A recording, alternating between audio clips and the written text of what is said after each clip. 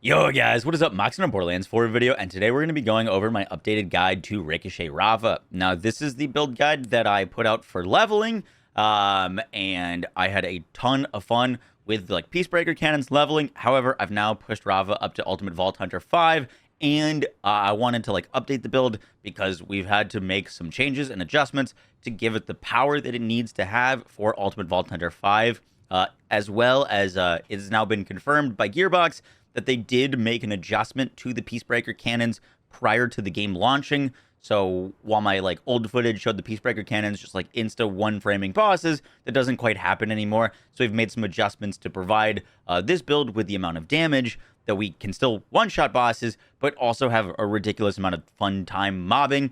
This build really does it all. I hope you guys enjoy the breakdown. Let's get right into it. So the first thing that I want to talk about is indirect projectiles. Now, I made some assumptions about indirect projectiles that were incorrect. However, I also have found some things that are correct that is very, very weird. So this is the Hot Slugger shotgun. It shoots a slug shot that ricochets. As you can see, I'm hitting this dummy over here and then that dummy. And when I shoot, both of them are taking damage. We're only dealing kinetic damage. Now I'm going to put points into Aaron Spark, which gives our indirect projectiles bonus incendiary damage. If the indirect projectile already deals incendiary damage, double the bonus damage. So now we spec this. And now both of our shots on the Hot Slugger, the initial impact of the shot, not even the ricochet, and the ricochet are both dealing fire damage.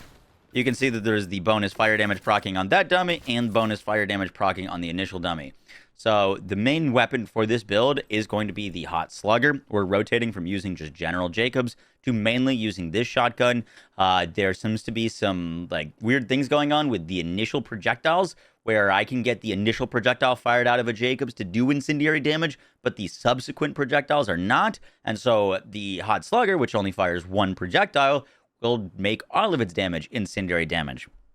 But just to like showcase this, as you can see, the first shot of that pistol, that Jacobs pistol, counted as fire damage. It was an indirect projectile. And, well, now all those shots are doing fire. Sometimes this is really weird. So there, actually, all of my shots were dealing fire damage, even on the first projectile, even on non-Jacobs. And I had tested this before, and I was really confused. So we've now kind of narrowed it down, and I think I understand what's happening now. So, as you can see, every single shot out of my Hot Slugger will do fire damage. We've now kind of, like, figured out / fixed what's going on here. But every one of my shots of my Hot Slugger does fire damage. And if I swap to my pistol now, like this 7 cents, now that we've kind of fixed the bug, these shots, the first shot that does corrosive damage with vitriol proccing is dealing corrosive and fire damage. However, successive shots are not. So all those shots just didn't do any like elemental damage. This shot is going to do fire and corrosive.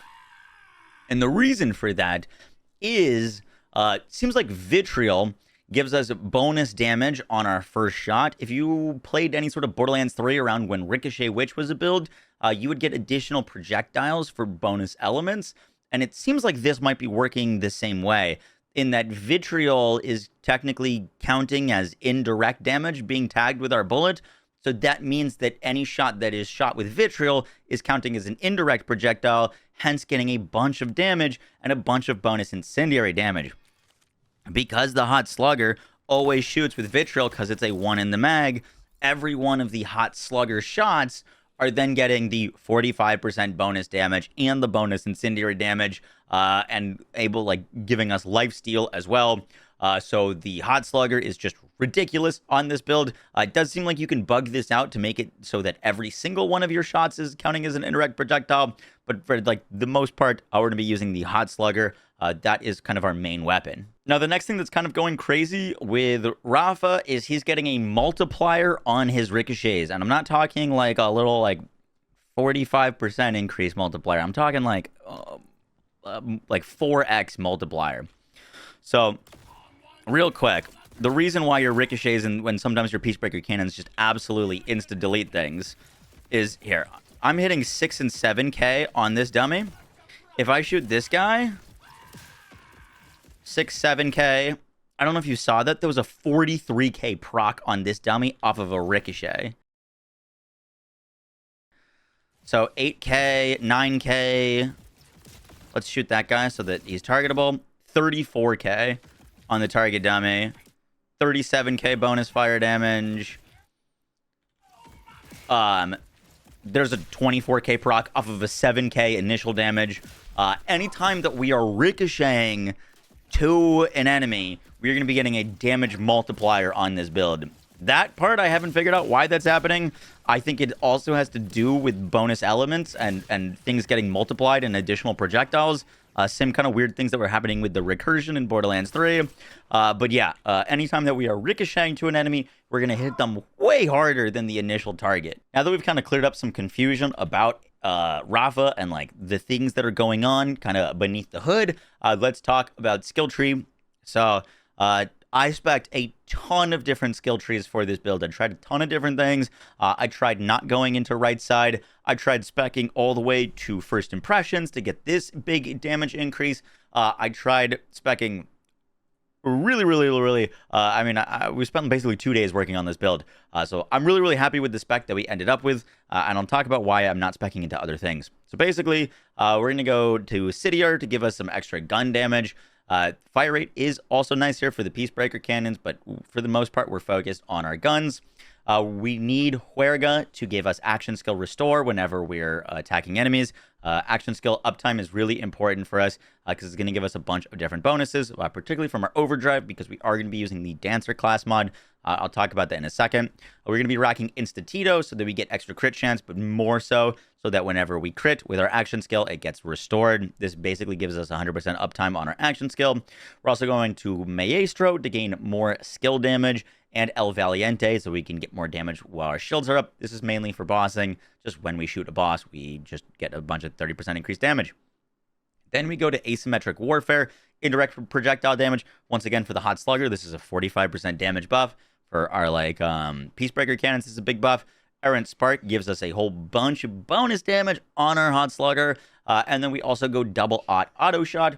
These are the Peacebreaker shotguns. They ricochet. Those ricochets deal a bunch more damage, and they hit really hard. And then we also go lateral plinking, so these indirect projectiles can ricochet again. Then we go to Vitriol. This is the first shot from our fully loaded magazine. Deals bonus corrosive damage. It's basically like a 1.55x multiplier for all of our damage, which is disgusting. So Vitriol, very good. And it also makes all of our shots indirect projectiles. Then we go Barrage. Now, Barrage doesn't seem like a great skill because our Hot Slugger does not deal splash damage. However, for bossing, our bossing setup, what we're going to be using, does do splash damage. So this is actually great points. It's going to help with our single target. Then we go Devil May Care for more movement speed and health regen. This is a ton of survivability when your overdrive bonuses are stacked. This is like 10% of your health per second with like over 100% movement speed. Movement speed is going to translate into damage for our action skill and our gun. So just like fantastic points. We're going to go as many points into Tamario as you can. Tamario gives you tons of gun damage That gun damage is going to get translated into your action skill, which we'll talk about when we get to specializations, but this reduces your handling. This feels terrible on anything where you need to fire multiple times in a row. Your gun will just fly to the roof. However, it doesn't seem to have any effect on single shots or the first shot out of your magazine, meaning that our hot slugger still shoots dead straight exactly where you're aiming if you're aiming down sights. So it's just a bunch of free gun damage for us.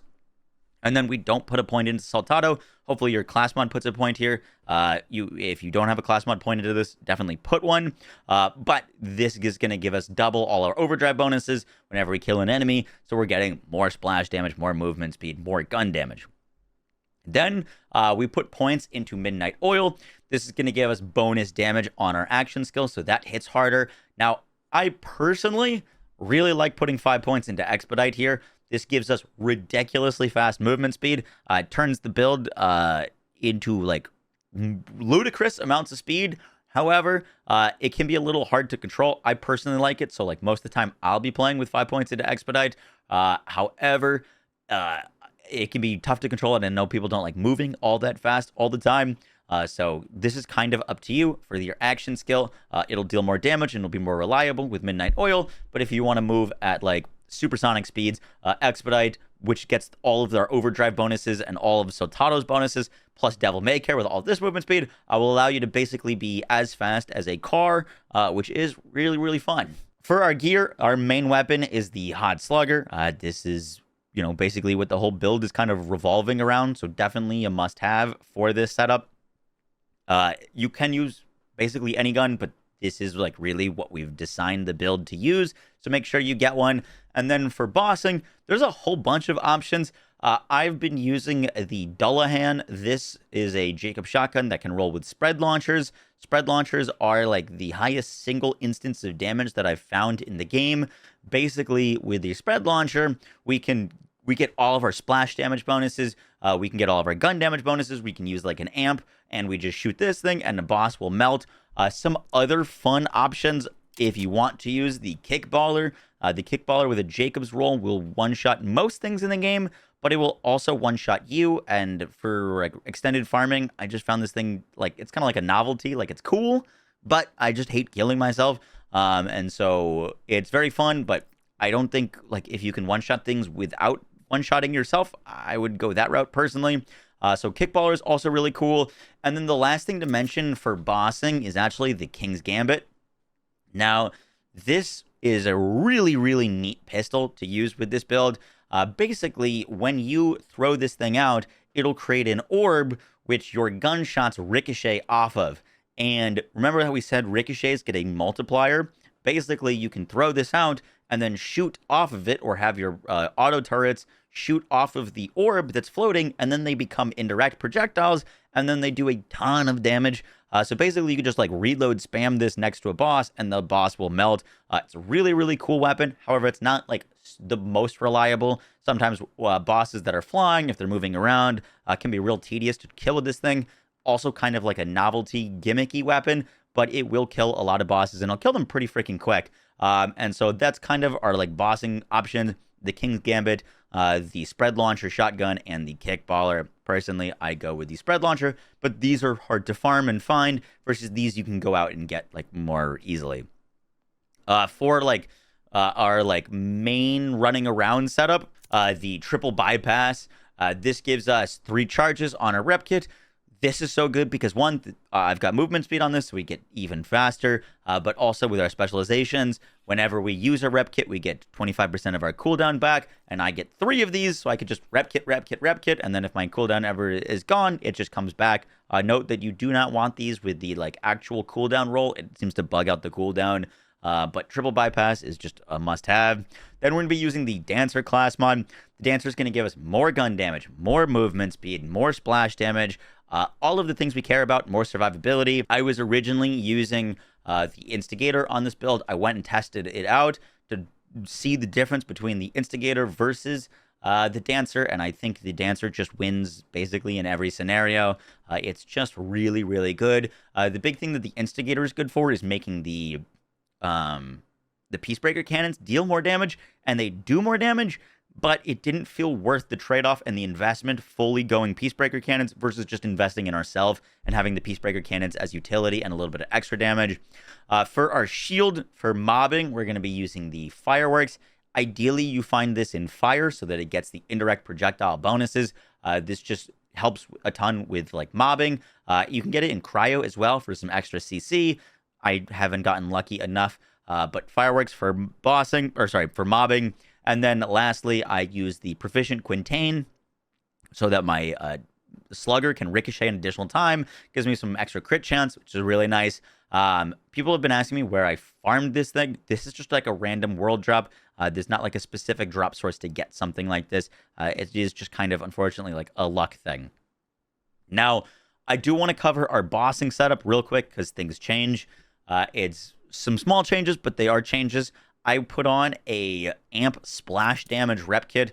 200% damage applies to our spread launcher, and the splash damage also applies to the spread launcher. So this will juice up the damage of the spread launcher a ton. And then I actually also swap to a protein cell shield. This raids while enabled, drains shield over time to grant plus 40% shock damage, and damage taken bypasses through the shield. So you are squishy when this goes up, but it's 40% shock damage. So we're going to get like a ton of extra damage on our one-shots, and that's what we're trying to go with this, is one-shots.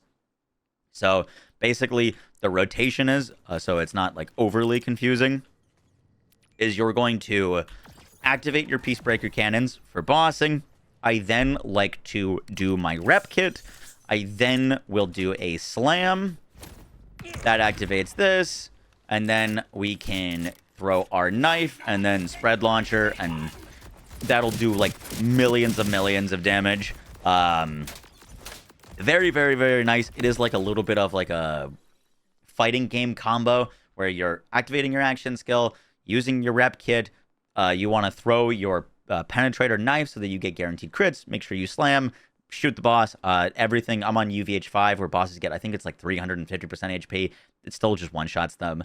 So yeah, very, very strong. And lastly, for this build, we're going to be using the Deadeye perks. I'm still messing around with firmware, but Deadeye is really great. It gives us stacking crit damage. And the other role that I'm using right now actually is High Caliber. High Caliber gives us 25% increased projectile speed. The Hot Slugger actually has like a bit of travel time. And the like difference, like if you're shooting at an enemy far away, you have to actually lead your shot with this thing. The difference, that plus 25 projectile speed, is if you can see that thing just like instantly hits that mountain. It's really, really nice. Just quality of life. So I would aim for like 2 Deadeye and probably 2 High Caliber. But very, very nice quality of life for just kind of like our main weapon. For specializations, we're going to be rocking Now with Caffeine for the cooldown. For our action skill, I Am a Gun. We have like over 150% gun damage on this build, so we're getting a ton of extra action skill damage for this, for our shotguns, which is really, really nice. Also, we have like over 150% movement speed, so this is giving us a bunch of more gun damage while we're zooming around. That's going to make us hit harder and also make our action skills hit harder. And then one shot, one kill gives us that stored damage whenever we're one-shotting things. If you go one-shot a squishy and then go bring it to an elite, if you bring that stored damage, you will just one-tap them. Super, super nice. This isn't needed for the build, but it really helps it come online and feel like consistent with one-shots, especially on Ultimate Vault Hunter 5. Guys, that's going to do it for the video. I hope you enjoyed. Let me know what kind of builds you would like to see next, and I will catch y'all in the next one, guys. Take care. Peace.